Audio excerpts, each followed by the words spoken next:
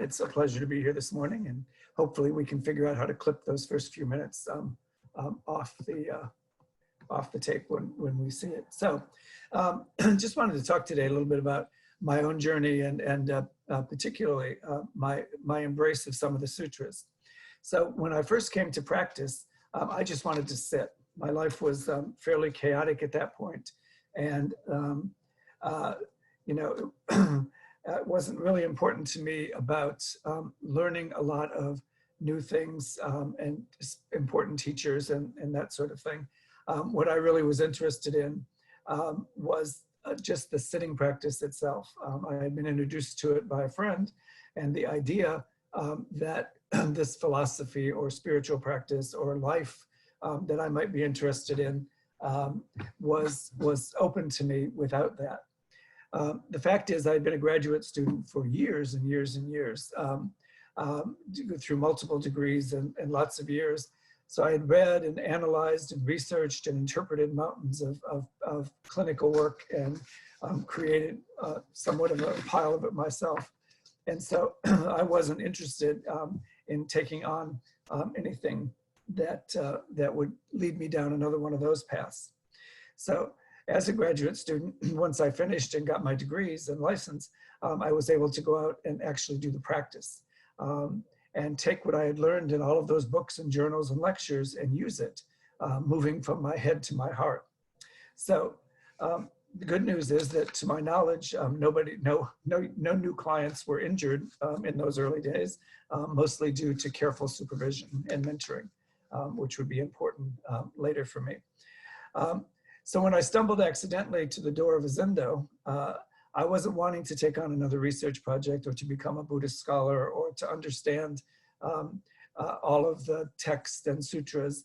I was introduced at my first place was a retreat where there was a huge library filled with books that one of the teachers of the retreat said, "You are welcome to study all of these." And that was the only time I went in that room for the 4 days I was there. But what I found when I got to the Zendo was the silence, concentration and insight, very important to me. And so I learned at that first retreat that the practice that I was being introduced to was about letting go of my judgmental mind, letting go of the need to set really specific and obtainable goals. That as a practitioner, I could be aware of the sensations and thoughts that arise and know that they will all pass by. I could learn to see things as they really are, minus my judgments and my analysis and my research. And so it was just this really opportunity to think, wow, I could live with something that I would learn later to know as equanimity.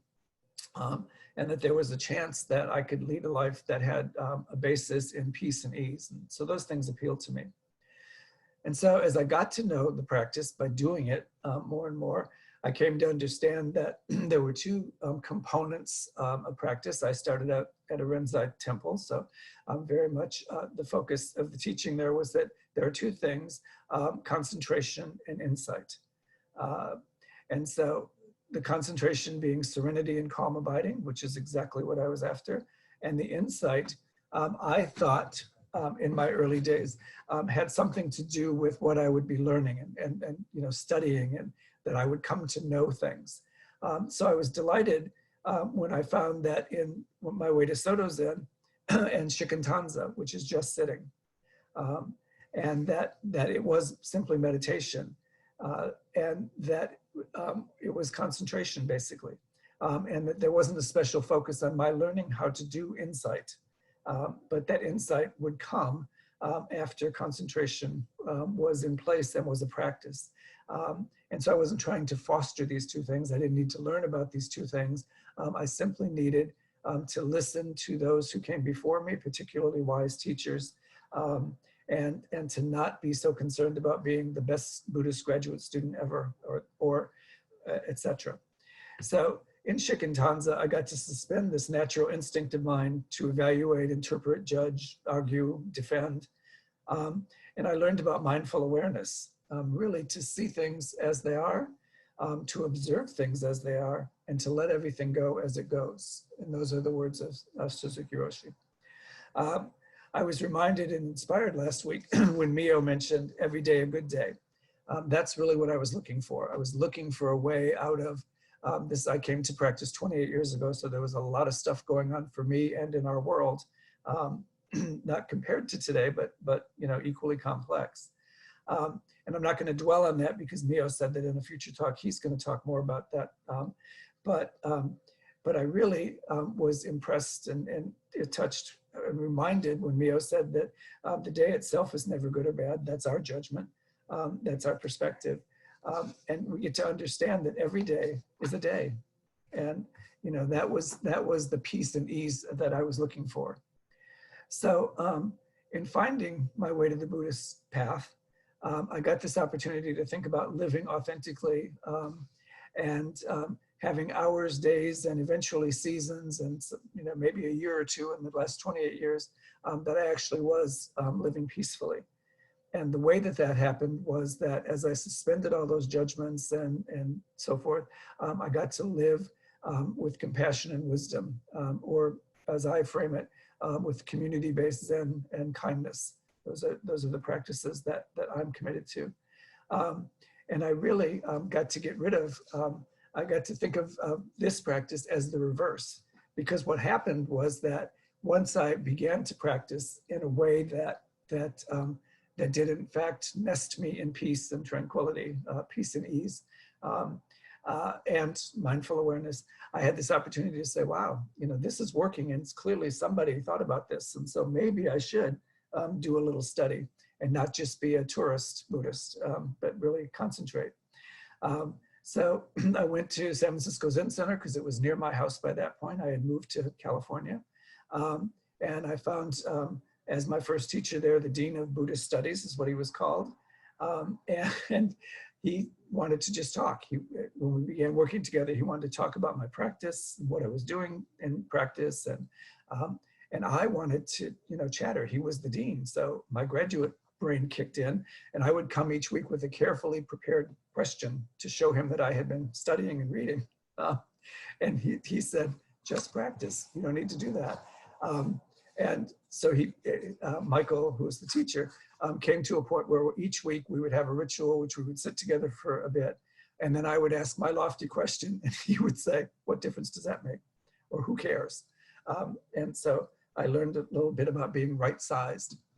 But I continued to sort of pressure him, and he gave me a list. And he said, okay, here, read these, and then we can talk. And I won't read the whole list, but it included the Heart Sutra, the Lotus Sutra, the Diamond Sutra, the Metta Sutra, Vimalakirti, the Platform Sutra, and the Lankavatara Sutra, and the 4 Foundations of Mindfulness. He said, have a good time, read all those, and I'm sure that we'll have plenty to talk about. So a normal human being would have been daunted and understood that was a teaching moment.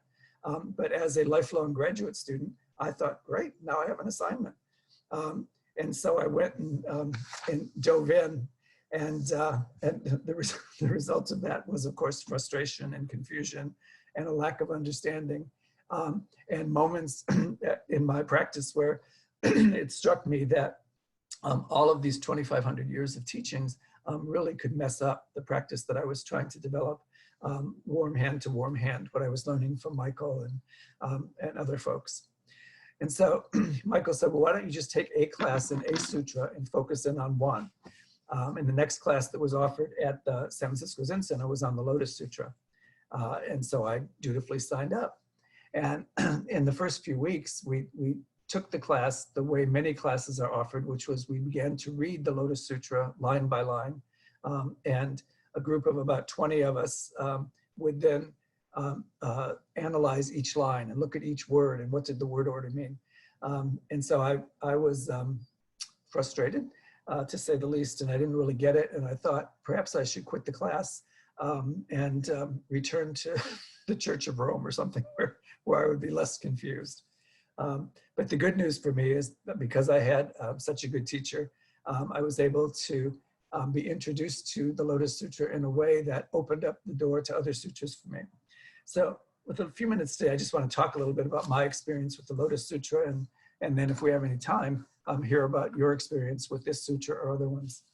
But in Thich Nhat Hanh's book called Opening the Heart of the Cosmos, which is Insights on the Lotus Sutra, he starts out with this, with this verse, which I'll share with you. At night, as I recite the Lotus Sutra, the sound moves the galaxies. The earth below wakes up. In her lap, suddenly flowers appear. A jeweled stupa appears resplendent all over the sky. Bodhisattvas are seen, and the Buddha's hand is in mine. And so that verse really sort of parallels the experience I had. It's like, this is this beautiful, there's this beautiful language in this sutra.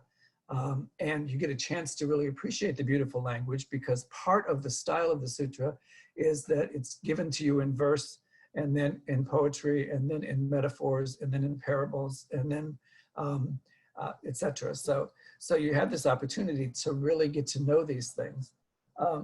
And so as I began to seriously allow the Lotus Sutra to wash over me, what I found was that I felt in the beginning that it was just like really repetitive, and why do they keep saying the same thing over and over again? And how is it that people and lineages spend their entire lives studying this one sutra? And so I started reading a few commentaries and talking to Michael and other teachers about it. And you know, I read, as I've come to find out 28 years later, that this sutra, like many sutras in the commentaries, whoever writes the commentaries uses lines like, arguably the most famous of all Buddhist texts. So each sutra that you study, someone will tell you that it is the most important sutra. And so that's interesting, of course. But I think for me as a student, and in 2020 particularly, this sutra is helpful because for me it teaches us to encourages active engagement with the mundane, the day-to-day life. And that Buddhahood is not an escape from the challenges of day-to-day life, but it's actually allows us as practitioners to transform suffering and contradictions and to create happiness. And so in my experience with this sutra, as I say, I found it both long and repetitive, but also beautiful. And there are some stories in there, those of you who have had the pleasure of reading it, that are just, you might almost call them mysticism.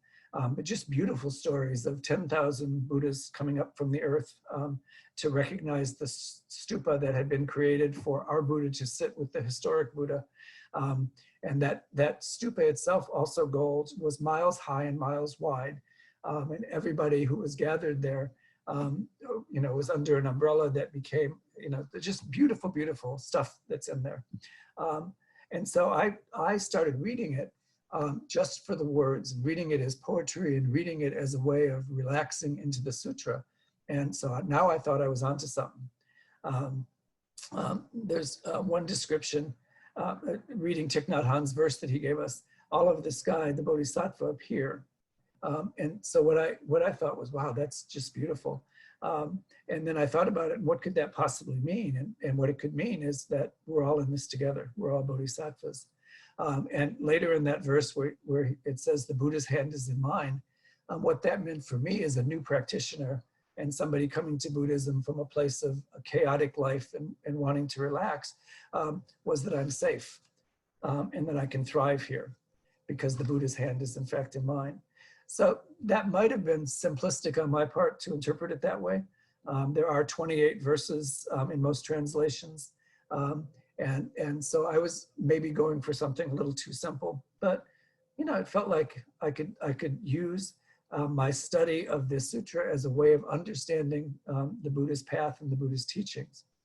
And then I read commentaries that said basically the sutra is divided into these chapters, but we're not sure who wrote them, like with many of the sutras and teachings. How much of it were actual teachings of the Buddhas, how much came from a disciple, how much came in one of the councils later, and a lot of commentary and analysis about, you know, who really wrote it and what do we know. And what came to me as I was reading some of those commentaries was, I don't care about that. I liked the language. I found it helpful to me in deepening my practice. I found it beautiful. And so for me, I wanted to know, you know, a little bit about the history of Buddhism. I wanted to know some meaning of Buddhism. And most importantly, I wanted to know what the impact of this sutra and other sutras was on my life. So I thought that, maybe it was too complex and maybe I'd never be able to understand it and certainly never be able to share it with anybody else. And on the list of things that I might talk about, sutras would not be key among them. And so as I continued to just appreciate the words and the beauty and the fact that the repetitiveness actually was done for a reason, I just sort of became a little satisfied with myself. Now I was a good Buddhist student as well. I had a path and a plan. And then when I first saw Thich Nhat Hanh's book, he said, if we're caught up in the words, we will only see the descriptions of miraculous events and supernatural powers, and we will not receive the true meaning of the sutra. So there I was, right back where I started from. And I thought, wow, I was using this as a way to get to the sutra, to appreciate all of that. And so Thich Nhat Hanh encourages us not to miss the true meaning of the sutra. So there I was back at square one with this huge volume and several translations and interpretations. And I thought, maybe I should just go back to reading Pema Chodron and Thich Nhat Hanh, because I can get my hands around and my brain into that. But wise teachers and folks along the path, which by that time included Neo, would share with us in Sangha and with me personally, the importance of really knowing these and allowing myself to live in the sutras and the sutras to live in me. So I thought, okay, let me spend a little more time with the Lotus Sutra. And it was wonderful because I discovered that in the midst of all of the beauty and the wonderful language that's in there, that there were a few themes that most people agreed were the important themes. And one of those is that all vehicles are one vehicle. That prior to this sutra, there was a sense that there were three vehicles that were a way to get to enlightenment or awakening. One was hearing directly the teachings of the Buddha. One was the Bodhisattva path, and I just blanked on the third one, but we'll figure that out before the talk is done, or Neo can remind us. So that was one, and that in this sutra, it's that there are all vehicles are just one vehicle. And the Buddha says that I taught three vehicles so that each person could hear what he or she or they needed to hear in order to hear the teaching. And so that was really powerful for me, that this was an example, an early teaching from the Buddha, that there was, all of us have access to full enlightenment and awakening. So that was really powerful. And in fact, that's the second teaching, that all beings may become Buddhas, that we all have what we need. And if we do if we practice, we can in fact recognize our Buddha nature, our Buddhahood. And that's the third teaching, is the importance of faith and devotion. That this is not something that just comes to us. We have to practice, we have to study, we have to work with teachers, and the importance of doing the work. And so as I was reading these, I became willing to say, oh, there's three important teachings, and that's a sutra that I can use in my daily life, and that I can talk to myself and other people about. And then I was reading a little bit later in Dogen, who refers a lot to the sutra, and there was a beautiful line in one of his works that I read that said, the single cause for Buddhas appearing in the world is to bring suffering beings onto the path of awakening. And that only a Buddha and a Buddha together can fully understand. So for me, that was just this, taking those three teachings and really bringing it into the focus that we have in Soto Zen on Bodhisattva. That the reason we study sutras and the reason we look to the ancestors and to all of the Buddhas who gave us the teaching is because it gives us the opportunity to help other people to come to the path and to ease the suffering of all sentient beings. And so that became really important, I think, for me. And so the three vehicles that I mentioned before, here they are, just so I don't confuse anybody. Directly hearing the Buddha's sermons was one. People who realized enlightenment for themselves through their own efforts was two. And the path of the Bodhisattva was three, with a focus on that path. So for me, this became this wonderful gift, that we have this wisdom passed down from not just the Buddha that we think of, Shakyamuni, but from the Buddhas before him, and beautifully told and retold and retold. And so we have this wonderful gift. And so in communities like the one we're living in right now, where we're experiencing some deep pain, where we might be feeling isolated or othered or oppressed, and we have this opportunity that we're all working together.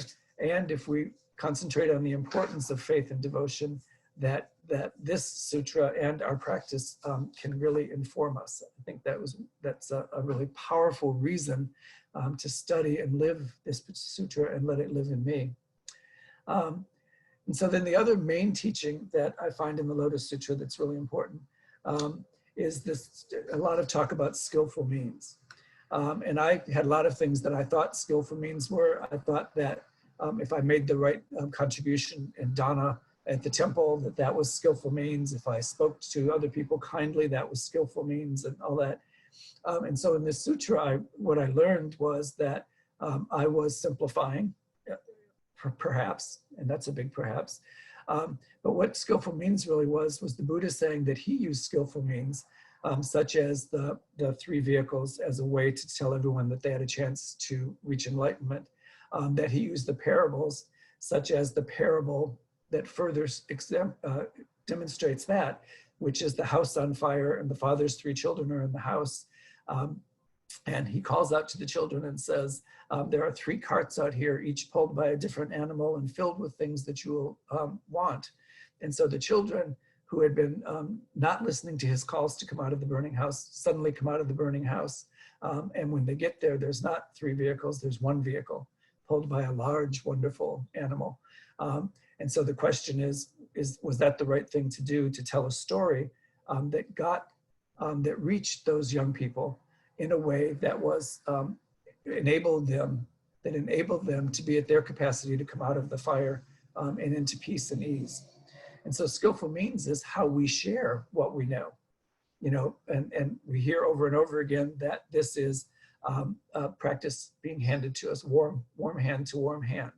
So we learn to meditate and improve our capacity to meditate by listening to our teachers and to the abbot and to the readings, to these long held documents. And so I think that this is really important for me, and that that what I came to was a sense that I didn't have to do one or the other. I didn't have to be a graduate student and really deeply understand every word, and that when I take a class with a teacher who has committed himself or herself or themselves to one of the sutras or one of the teachings, that can be deeply powerful. And if I just go along with the learning opportunity, we may do it by going sentence by sentence over a sutra or another teaching, and that might be okay. We might do it by everybody reading the book and coming together and talking about it, whatever it is, that there are all these opportunities. And that if I trust the skillful means of the teacher, then there's the possibility that I may learn something and improve my practice in a way that's deeply transformative for me, and if we believe the teachings, therefore for all of the rest of the people in that class or in our sangha or in the community. So I think finally for a practitioner such as myself, and I know for many of you that are here today, another important message that I found in studying this sutra over and over again, excuse me, is that this is really a sutra that has a message of equality and justice. And in my practice as a community of community Zen, that's really important for me. And so Gene Reeves, who has written one of the English translations, in his introduction says that there is a powerful countering to the prevailing Indian ideas of rank and status and the importance of certain people over other people. In this sutra, what he finds is that Buddha nature can be found in all people, that anyone can be a teacher of the Dharma, not just those who have risen to a certain level and been recognized, but everybody, by virtue of living the Dharma, can teach the Dharma to other friends along the path. This is a sutra where there's not a lot of inclusion given the times and the history, but there are women included as practitioners and teachers in the sutra. So we begin to see some equality and justice there. That all beings in the sutra are equally children of the Buddha with full capacity for awakening. And a strong reference to the Bodhisattva path, the path that in the sutra is not even limited to those who call themselves Bodhisattvas, but that in this sutra, we get the possibility of relieving suffering, that is, as I mentioned, Dogen said, the reason for a Buddha to appear in the world, or a Buddha to appear today, is to help ease, relieve suffering, and to encourage and invite and show others the path of the Buddha. And that's what each of us is doing by being here this morning. I get to talk, and then you'll have a chance to talk if you'd like, but each of us, whether we're talking or not, has this chance to share our practice by sitting together, by holding each other safe in this confusing time that we live in.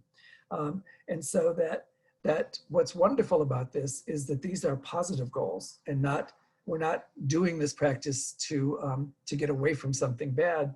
We're doing this practice because there is the possibility to live with peace and ease, and to live a shared experience, and to recognize that each day is in fact a day. Sometimes they go the way we want them to, and sometimes they don't. Sometimes they cause us pain, and sometimes they don't. But that each day we have that capacity, and I know and hope that Mio will take that up in one of his future talks. But we get to get rid of our attachments to what we think is right. I got to give up being a certain kind of graduate student who was studying Buddhism the way I studied psychology. We get to be free of our faults. You know, I didn't have to be a bad student or a good student. I didn't have to think up ideal questions or such as that. I just got to show up willing to be taught and willing to learn and willing to practice. And we get to get rid of our delusions. And so that becomes really powerful for me. So we get this idea of becoming a Buddha, of us, we all have capacity for awakening. In this sutra, because of all the colorful stories and the beautiful flowers and the garlands and the 10,000 Buddhas, and at one point in the introduction to this sutra, there's a listing of all the people that came to that first lecture of the Buddha on Vulture Peak. And if you count them all up, which tells you I'm still a little bit of a graduate student, there are 154,000 people showed up, beings and entities showed up to hear the talk. So there's some joy in this. You can read this. You don't want to get stuck just in the words and the beauty and the colors and the mysticism, but you can read it with a lot of joy and delight in just reading the beauty. And so I encourage everybody, if you haven't read it or read it recently, to go back and pick it up and read some of it, because you really will find joy there. And then finally for me is the idea of peace.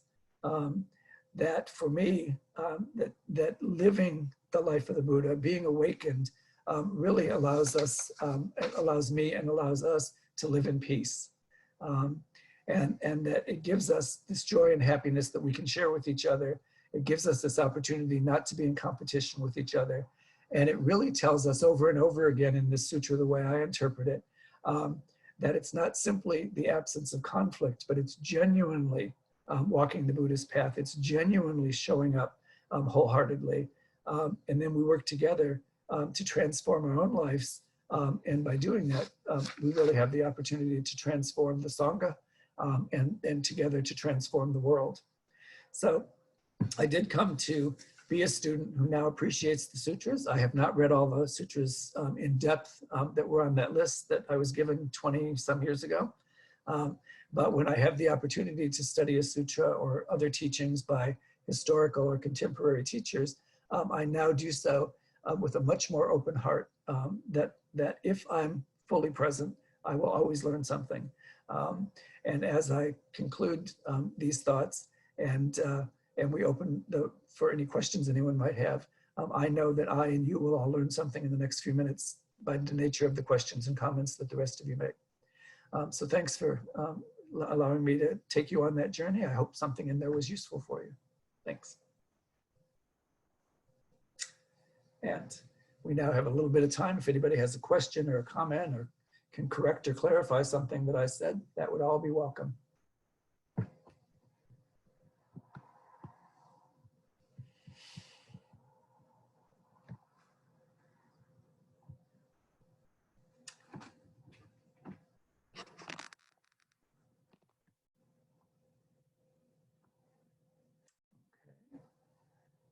Looks like we're going to be a quiet crowd today, huh? Neo. Stephen, I just wondered if, seems unlikely, but if you were able to bring some of your fellow recovery community folks into the congregation of the Lotus Sutra with you. I do occasionally talk about it in, for those that don't know, I participate in and help facilitate a group called Meditation and Recovery. We have meetings on Monday night and Friday nights. When we're not in the Zoomiverse, one of those meetings, the Friday night meeting, has for the last 9 years, thanks to the generosity of the Hartford Street Zen Center, been at Hartford Street. And so we have, and at the San Francisco Zen Center on Monday nights, that meeting's been going on now for 20 years this year. And each week between the two meetings, about 100 people come together and take a look at the principles of recovery and the practice of Buddhism. And so I have, and others have attempted to introduce the community to the teachings. In fact, we go through cycles of what we call semesters, where we do 12 weeks focused on a recovery literature or teaching from a Buddhist perspective, and 12 weeks teaching a Buddhist teaching from a recovery perspective. And at the moment, we are in a cycle where we're looking at Buddhist teachings, and the several sutras have been taught, and the Lotus Sutra is on the list for later in the semester. So a lot of the folks that come to the meditation and recovery meetings are pretty raw, pretty new to recovery. And so they share what I shared with you about my original thought was when somebody said, here's a 600-page Lotus Sutra, this will be really helpful to you. We in recovery have lists of 12 steps and 12 traditions and 12 this and 12 that. So it's recognizing that for a lot of folks, there's a slight concentration issue, particularly in the beginning. But I think when various of the folks who speak at that group speak with the delight that I have for the Lotus Sutra and that other people have for other sutras, I think people are encouraged to then go out and do a little studying. And I say that based on questions that we get in subsequent weeks. So I think that's one of the things about skillful means, is knowing how much we can share and with what level of ease and understanding and delight will encourage people to participate. Thank you. Any other thoughts or questions? Shuji. Speak now. Mm-hmm. So I was just thinking, if someone were to reach over and pull the Lotus Sutra down from the shelf, it having sat there for years, untouched, how would you suggest approaching when you just start, when you open it up? Yeah, I think I would suggest really just reading it and telling whoever that person was, if it's you or someone else, just to first read it for the language, because it's so beautiful and there's so much in there, and to notice that first there's a verse, and then there's something that I consider poetry, and then there are the parables and the metaphors, and the parables and metaphors are the wonderful ones, like the prodigal son and the physician, and so there are all these wonderful stories, and if you read it with just the interest and the openness to hearing the stories, and you think back to that when the Buddha was teaching this and his disciples were teaching, they were going from place to place teaching to whoever showed up. And so we are included now in that by reading. And so we have this opportunity to really just enjoy the language. And then after you've enjoyed the language for a while, if your experience is like mine and students of mine that I have worked with, what happens is the language begins to make sense. So I had read it a number of times and worked with a number of teachers before I came to the understanding that I now have about the deep and beautiful social justice and equality focus that you can find in this. That the arhats at one point in the story are very upset because they are supposedly the ones who are all knowing and don't need to learn anything else. And in this teaching, the Buddha says, well, there's not three vehicles, there's one, and everybody has something to learn, and everybody has the opportunity to be awakened, just as you folks. And so there's some conflict in there, so it's kind of exciting. And then there's just the equality of that, which really appealed to me, that we all have that capacity, and that there's certainly different roles we play. Some people study full-time and teach full-time, and that's a beautiful thing. Some of us are busy engaged in the work of bodhisattvas, being of assistance and supporting all other beings. And so there are different ways to do it. And that by working together, the scholars get to help us understand the head part of it. And those of us who are living in the community get to remind them of the heart part of it. And when we're sitting in sangha, it's not two different things, that's one vehicle, that we're all in that together. So I think reading it, just, flip around, if it gets a little tedious, just flip around and read some of the verses, read some of the parables, because I think they're very inviting. And if you have a love of language, that there's a lot of beautiful stuff in there that just is enjoyable to read. Thank you.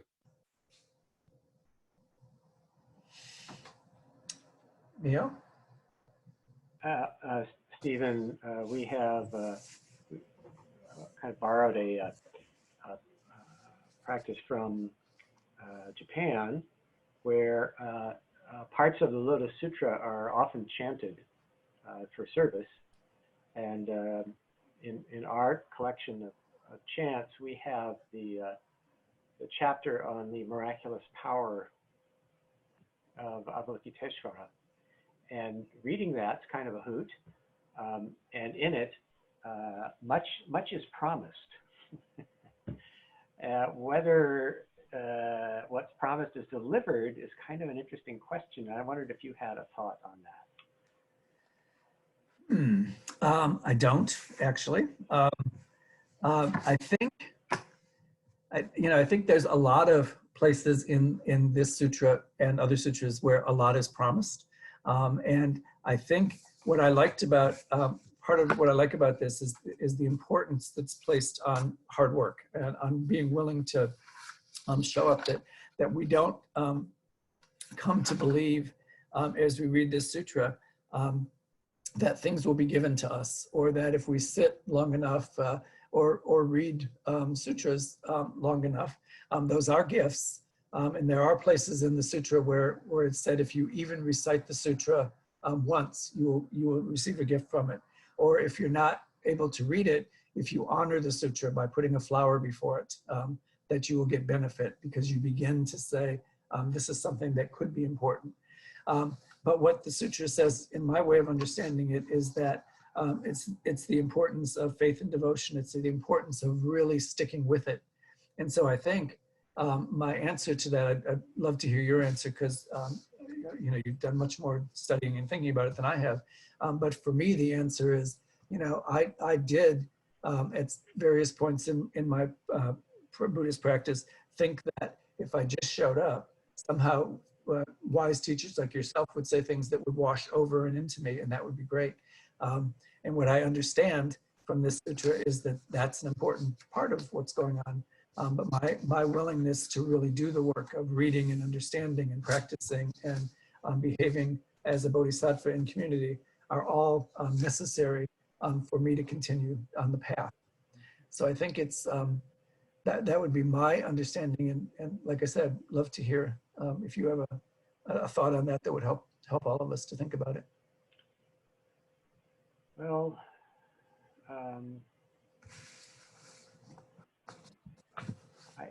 I wondered if maybe in past centuries, someone who was familiar with the Lotus Sutra and found themselves in one of the dire circumstances that you read about in the chapter on Avalokiteshvara's power. For instance, facing the executioner's sword, and if you call upon the saving power of Avalokiteshvara, the sword will break into pieces. And I wonder if they were startled to discover that didn't actually happen in the physical world.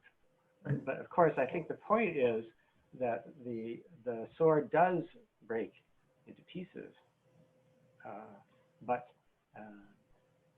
that happens in you, not out there. And that the secret of all those transformations is in us. And if we expect, we're being chased by giant scorpions with poisonous breath and so forth, if as in a blockbuster movie, they simply explode and go away. That's not the kind of salvation that is being offered. And the kind of salvation that's being offered is the transformation in us, which indeed not only can be, but is instantaneous. And if we get hung up on the Hollywood details, we may indeed be disappointed. But that's all I have been able to come up with so far. So. Yeah, I think for me, that's why the focus, the reminder throughout the Sutra of skillful means, that stories were told that would help people come to the basic teaching through whatever their capacity was to learn. Stories like that, it was helpful to me thinking about that. The story the place that I mentioned where the large stupa appears comes up from out of the earth, and it's miles wide and miles high. And the historic Buddha and our Buddha are sitting there together. And then, the people that are there say, well, they'll stick around and help do this teaching. And the Buddha, the Shakyamuni Buddha says, no, we have people in our current sangha that will do that. We appreciate the past and the history, but we have people now. And at that moment, 10,000 golden bodhisattvas come up out of the earth. And so it's like, that's a beautiful vision. And you can imagine that in a Hollywood movie, or maybe I'm watching the wrong kind of movies, but the idea of it is, it's just like, what a beautiful story. And it says that there is a long, it's like not today's teaching, it's teaching in context, but that the Buddha said, those of us that are here now have the work to do, as did those who came before us. Mm-hmm. That was a teaching. And so I think things like you say, when we say, oftentimes if we meditate and bring wholehearted awareness, and we're hoping that things will get better, as you mentioned last week, sometimes just being alive is enough. But that we all have bad days and we're challenged. Folks are sick with this virus right now, and people have addictions, and people have huge financial problems right now. And on some levels, we hope that our spiritual practice allows us to survive and thrive even in these times. And the fact is that that's not what's promised. What's promised is that we have the capacity to engage with whatever it is that comes up. And from a bodhisattva standpoint, to engage with it, to ask for help, and to provide help to others. But the teaching itself, I think, I love the way you said that the sword will break into 1,000 pieces, and the practitioner realized, just as his or her head was cut off, that was not meant to be an actual fact. It was a metaphor. I like what you bring up about how it is our work now, and I love how that is depicted in the sutra when Buddha asks to share his seat with another Buddha figure, and we maintain that symbol. It's so powerful, with our Shuso practice. So if you're a Shuso or head student in a semi or monastic training, you will share the seat with the abbot or the lead teacher for that period, which is quite wonderful, actually. Yeah. Any other thoughts or questions? I will confess, though, I have been somewhat calling Avalokitesvara into action, because I've been waking up at 3 o'clock in the morning and thinking about the 26 million people who are unemployed and the 52,400 people who've died in this country. And sort of rolling my head around trying to even imagine those numbers. Like I literally went and thought, well, how many people can sit at Oracle Ballpark, because I've been there once or twice, and it's 1.25 times that entire stadium or that ballpark that have died. And the 26 million is too much for me to even imagine, other than I remember that it's about 10 million less than, or 10, we have about 10 million more in the entire state of California who are now unemployed. So I will admit that at the wee hours of 3 a.m. when I'm rolling this around, sometimes I do sort of fall back on asking Avalokiteshvara to come and remedy this for me. Yeah, I think that's one of the beauties of these ancient teachings, and particularly this one for today, is that we are allowed to imagine the world when we are all together and we're all healthy and we're all awakened and on the Buddhist path. We're allowed to imagine that. But I think what we're encouraged to do is not spend a lot of time fretting that the world will be different than it is. You know, I want things to be different than they are, as we all do. But you know, lying in bed at 3 o'clock in the morning is like, that it's troubling your mind and keeping you from getting sleep. And your nutrition and sleep right now and rest are really important, because the stronger your immune system is, the less likely you are to get the virus or to get sick from it or to carry it to somebody else. So we have those practical things. We can imagine the beauty of a world where we are all sitting in front of a golden stupa and everybody's healthy and everybody has a job and everybody has enough money. And, you know, there's the reality of what we're living in. And I think the instruction is to figure out how to engage in the most positive way, the most useful way for yourself, your health, and the health of your friends and family and sangha. So I think both things are possible, that we can have the imaginings of a world where we don't have these troubles, and then we get to figure out how to live with the reality that at the moment we do have some troubles. Yeah, it is just that, I mean, I'm fully aware that it's not, that's not solving the problem, but it helps me a tiny bit. I myself was awake at 3:20 this morning, so we were probably sharing the same thoughts. So it's not that I've cornered some market on living in front of the stupa.